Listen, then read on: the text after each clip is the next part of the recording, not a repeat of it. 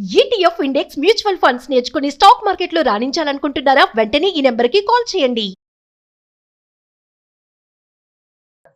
రకరకాల పప్పులు చేసుకుంటాం, ఆకుకూరలు చేస్తాము. కొన్ని సీజన్స్లో తప్పకుండా తినాల్సిన పదార్థాలు కొన్ని చెప్తుంటారు. కార్తీక మాసంలో అవిసాకు, అవిసి పువ్వు, తర్వాత మునగాకు తప్పకుండా తినాలంటారు. నిజానికి మునగాకు ఎప్పుడు దొరికితే అప్పుడు తినాలి. మునగాకు దొరకటం కొంచెం కష్టమే. కొన్ని చెట్లకేమో గొంగళి పురుగులు వస్తాయి, ఆకులు రాలిపోతాయి. కాయలన్నీ వచ్చేసాక ఆకులు ఉండవు. ఎప్పుడు చిగురు కనపడితే అప్పుడు గుప్పెడు కోసుకోవటం, చక్కగా పప్పు వండేసుకోవటం. ఒకవేళ పప్పులు అవి వండలేమనుకోండి, మన ఇంట్లో తినరు, మనమే తినేసేయచ్చు. కాస్త ఒక గుప్పెడంత మునగాకుని తీసుకోవటం, వేడి వేడి నీళ్ళలో ముందు శుభ్రంగా కడుక్కోవాలి. తర్వాత వేడి నీళ్ళలో ఒక 5 నిమిషాలు అలా సీప్ చేసి అట్టుపెట్టి ఆ నీళ్లు వంచుకొని తాగేస్తే ఈ ఎముకలు చాలా బలపడతాయండి. ఆటో ఇమ్యూన్ డిసీజెస్ రావు మునగాకు తీసుకునే వాళ్ళకంటారు. తెలుగు వాళ్ళ సిస్టంలో మునగాకు తినటం మనకి సంప్రదాయంలో భాగంగా ఉంటుంది. ఎంతమంది తింటున్నారో రైతు బజార్లలో కూడా దొరుకుతాయి. మన ఇళ్ళ వాకిళ్లలో, దొడ్లల్లో, పెరళ్లలో, రోడ్డు మీద కూడా కేవలంగా పెరిగే మునగ చెట్టు మనని ఎంత ఆరోగ్యంగా తయారు చేస్తుందో, చాలా వ్యాధులకి చెక్ పెట్టేస్తుంది. అయితే ఇప్పుడు ఆన్లైన్లో కూడా మొరింగా అని దొరికేస్తుంది, చక్కగా డబ్బాలు దొరుకుతాయి. ఎండుటాకు, ఈ ఎండుటాకు కష్టాలు ఎందుకు, మనకి పచ్చాకు దొరికినప్పుడు దాంతో చేసుకోవచ్చు కదా. పక్కింటి వాళ్ళ దొడ్లో ఉంటే వాళ్ళతో ఫ్రెండ్షిప్ చేయండి, ఆకులు కోసేసుకోండి హ్యాపీగా. మునగాకు పప్పు చేసుకోవాలంటే కొంచెం పెసరపప్పుతో చేస్తే బాగుంటుందండి. కందిపప్పు కూడా మనం పొడిగా వండుకుని దాంట్లో మునగాకేసి వండుకోవచ్చు. ఇవాళ మనం పెసరపప్పుతో చేద్దాం. పెసరపప్పుని 1 గంట నానబెట్టండి, 1 అవర్ నానితే చాలు.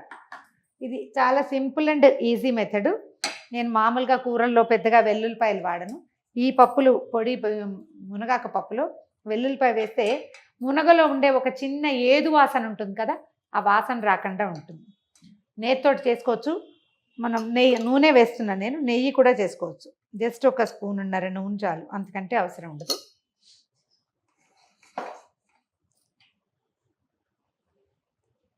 వెల్లుల్లిపాయలు అలవాటు లేని వాళ్ళు ఇంగు తాలింపు కూడా వేసుకోవచ్చండి. మొదట్లో అలాగే చేసేదాన్ని. వెల్లుల్లిపాయలు ఒకళ్ళు చూపించారు నాకు. ఈ చూపించిన ఐడియా ప్రకారం చేసి చూస్తే ఆ వెల్లుల్లి వాసన వల్ల ఈ మునగాకు ఏది వాసన రావట్లేదు, పిల్లలు హాయిగా తినేస్తున్నారని అది కూడా మొదలు పెట్టుకున్నాను. ఇలా పెద్దవాళ్ళు ఉన్నప్పుడు జీలకర్ర, ఇంగువ, పోపు, మనమే ఉన్నప్పుడు ఇది వేసుకోవటం. ఓకే, దీంట్లో పోపు వేసేసి తర్వాత ఇందులోనే నానిన పెసరపప్పు, మునగాకు పెట్టేస్తే 5 నిమిషాల్లోనే అయిపోతుంది. ఒకవేళ అలా కాదు, మనం నానబెట్టలేదు అనుకోండి, నానబెట్టకపోతే పెసరపప్పుని కొంచెం ఒక ఎసరు రానిచ్చి అప్పుడు మునగాకు అందులో వేసి చివరికి తాలింపు పెట్టుకోవచ్చు. నేను తాలింపే డైరెక్ట్గా వేసేస్తున్నాను. మనకు అవకాశం ఉంటే నానబెట్టుకోవచ్చు, లేదనుకోండి వదిలేయటమే, ఇంకప్పటికప్పుడు చేసుకోవటం. కొంచెం మినపప్పు, జీలకర్ర, ఎండుమిర్చి దీని తాలింపు, అంతకంటే పెద్ద విశేషంగా ఏం వేయక్కర్లేదు.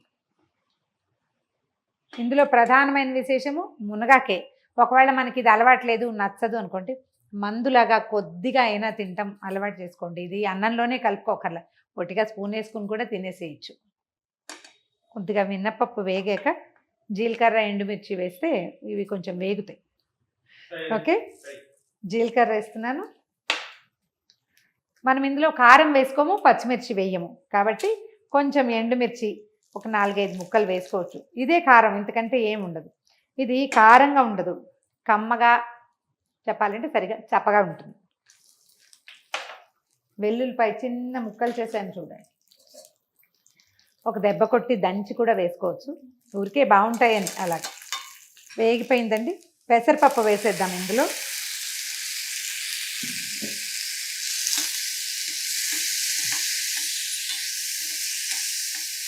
ఒకవేళ మనకి మునగాకు తక్కువ ఉందనుకోండి, పెసరపప్పు ఎక్కువ వేసుకోండి. మునగాకు బాగానే ఉంటే పప్పు తక్కువ వేసుకోవచ్చు. ఎక్కువ మునగాకు తింటాం, జస్ట్ దాని బైండింగ్కే ఈ పప్పు మనకి. మా వాళ్ళు నానబెట్టిన పప్పు అంతా వేసేస్తున్నాను నేను. ఇందులోనే కడిగి శుభ్రంగా చేసుకున్న ఈ మునగాకును వేసేసేయండి ఇందులో. మునగాకు తడిపేసరికల్లా ఒక పిడిచిగా అయిపోతుందండి. కొంచెం బాగా టైం ఉంటే కనుక గుడ్డ మీద పడేసి ఆరబెట్టుకుంటే ఇంకా బాగా వస్తుంది. ఒకసారి కదిపి బాగా సిమ్లో, ఎంత తక్కువ మంట ఉంటే అంత బాగుంటుంది. ఇది కుంపట్లో చేస్తే ఎక్సలెంట్గా వస్తుందండి. అంటే చాలా చిన్న మంట ఉంటుంది కదా, భలే బాగుంటుంది.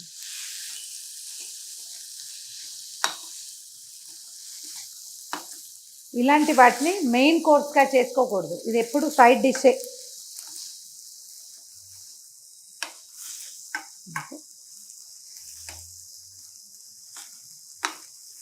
ఉప్పు వెంటనే వేస్తే పెసరపప్పు ఇంకా ఉడకకుండా అయిపోతుంది. కొద్దిగా మగ్గాక ఉప్పు వేసుకుంటాము, అంటే పెసరపప్పు కూడా కొంచెం మృదువుగా అవుతుంది కదా, అప్పుడు వేస్తే సరిపోతుంది. ఈ లోపల మునగాకులో ఉన్న తడి పెసరపప్పు పూర్తిగా ఉడకడానికి సహకరిస్తుంది.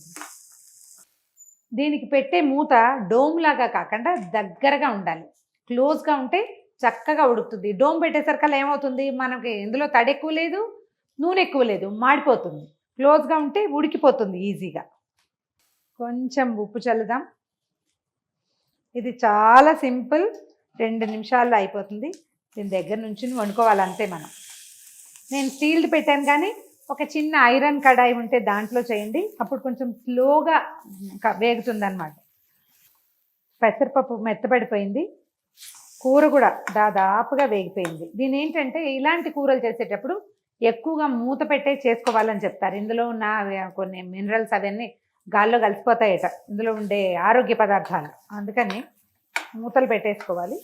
ఉప్పు వేసేసాము, 1 more minute మూత పెట్టి ఉడకనిచ్చి ఉప్పు బాగా పట్టేదాకా, తర్వాత దింపేసుకోవటమే, కంచం పక్కన పెట్టేసుకోవటమే. స్టవ్ ఆపేస్తున్నాను. మొదట కొంచెం చేసి అలవాటు చేయండి, ఇది అలవాటైతే ఈ రుచి చక్కగా పిల్లలకి రెగ్యులర్గా చేసి పెట్టండి. పిల్లలు, పెద్దవాళ్ళు, వాడవాళ్ళు, మా తాతగారులు అందరూ తినచ్చు. అండ్ కొంచెం పప్పు కొద్దిగా తగ్గిస్తే బాలింతలకు కూడా పెట్టచ్చు. పెసరపప్పు అవి ఎక్కువ తింటే డైజెస్ట్ కాదని భావిస్తారు కదా, అలాంటప్పుడు కొంచెం పెసరపప్పు తగ్గించి మనం ఈ మునగాకు ఎక్కువ వేసుకుని చేసుకోవచ్చు. మునగాకుతో ఎన్ని ఉపయోగాలు ఉన్నాయో ఆయుర్వేద పుస్తకాల్లో బాగా కనపడుతుందండి. తర్వాత మనం ఇంటర్నెట్లో బ్రౌజ్ చేస్తే మొరింగా దొరుకుతుంది. ఒకవేళ మనకు లేదనుకోండి, చక్కగా ఆన్లైన్ తెప్పించేసుకోవచ్చు. డ్రై దాంతో నీళ్ళల్లో వేసుకోవచ్చు, రెగ్యులర్గా కాస్త లైట్గా దాన్ని పంచదారతో కలిపి తీసేసుకోవచ్చు. ఆరోగ్యదాయనిగా చాలా బాగుంటుంది. ఇదిగోండి మన కమ్మని మునగాకు వేసిన పెసరపప్పు. కందిపప్పుతో కూడా చేసుకోవచ్చు. మీ దగ్గర దీని మీద ఏవైనా కొత్త రెసిపీలు ఉంటే కామెంట్స్ రూపంలో మాకు తెలియజేయండి. ఈ వీడియో కనుక మీకు నచ్చినట్లయితే లైక్ చేయండి, షేర్ చేయండి.